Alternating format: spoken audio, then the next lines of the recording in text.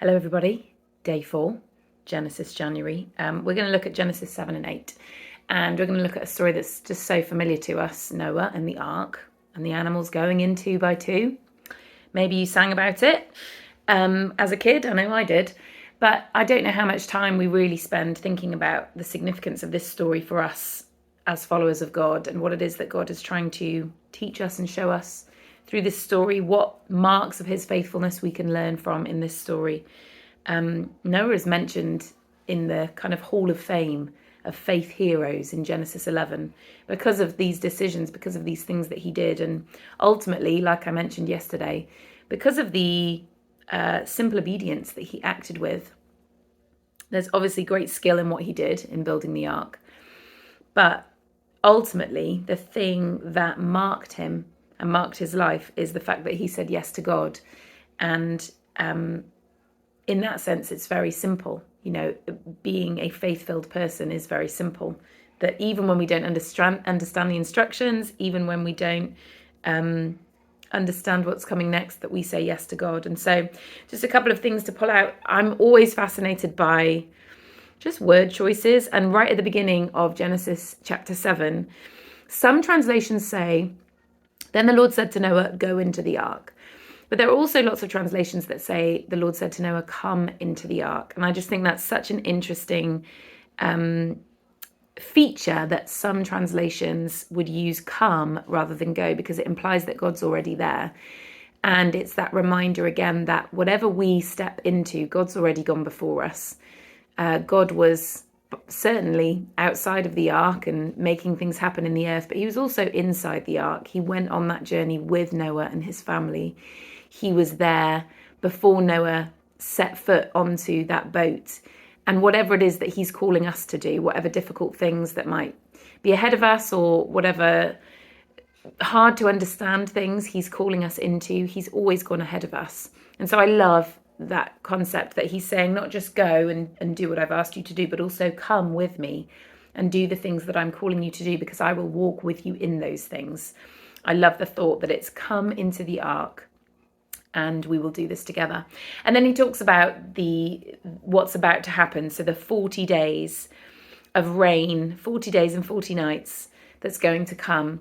And 40 is such a significant number in the Bible. It's a number that signifies purification and testing, especially testing that is in preparation for something brand new. So you think about the Israelites who spent 40 years in the desert before they reached the promised land, the new thing. That 40 years was necessary because God was building something in them, but also taking something out of them, that slavery mindset, to get them ready to build a new way in a new land that would be all their own. Jesus goes into the wilderness for 40 days and 40 nights before his ministry starts. And it's a preparation and a preceding of something brand new.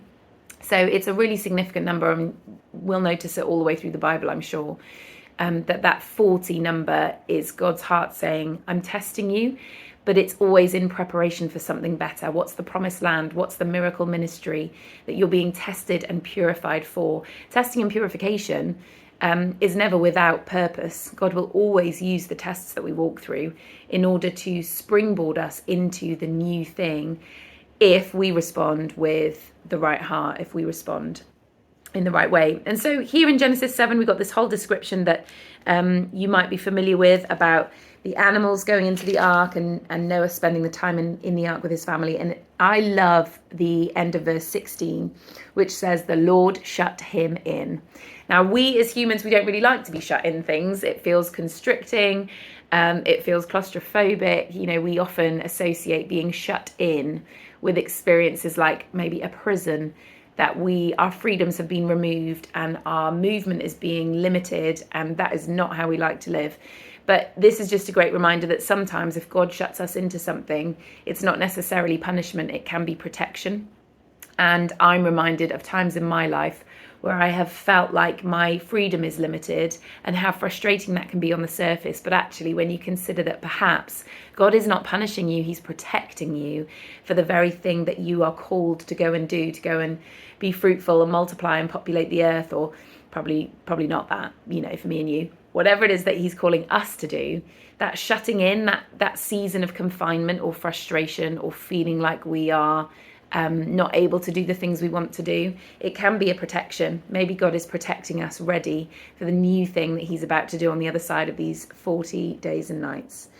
And then at the beginning of chapter 8, it says, but God remembered Noah. And again, really simple truth, but we have to be aware that God always remembers us. God never forgets us, never takes his eyes off our circumstances. When we feel abandoned or when we feel stranded or shipwrecked, God has always got his hand on our life. He's always got a greater plan that we might not be able to see yet. But it's just seeing it written down, I think, is such a beautiful reminder. God remembered Noah, and God remembers us in our situations too. And then final point for me today is that when all of this plays out, when the dove comes back with the leaf in its mouth, and then the dove doesn't come back at all, and Noah knows there's dry ground out there, it's safe to get out. His first response in Genesis 8 verse 20 is to build an altar to the Lord and to make a sacrifice to him. And it's a great reminder that always, if we've been through trial, if we've been through hardship, or when any season comes to an end, we need to worship God for his goodness to us through that season, for his protective hand over us, for his presence with us. We need to be people who are always ready to worship. We don't need to be persuaded. We don't need to be reminded that our response to everything is always gratitude and praise. And in this context, sacrifices should cost us something, and logic would tell us that the birds that Noah used to sacrifice, they could have been his food, they could have been his sustenance for him and his family, but actually he chose those precious things and he sacrificed them to God as a display of his gratitude. And I think it's important to remember that sacrifice is not free and should not be free. I think King David says, I will never sacrifice something that has come to me freely, or sacrifice should always be costly, and our worship should always come with some form of sacrifice. So whether that's putting our feelings to the side or putting our physical comfort to the side and lifting our hands and worshiping God, remaining focused on him, that should be our priority. So God brings Noah through the storm, through the flood, and he responds in praise. And I think that's a great challenge to us too. If you noticed anything else, please drop them in the comments. I'm loving these comments on these YouTube videos. They're amazing. So thank you for sharing what you're learning. And we'll come back to tomorrow for Genesis 9 and 10.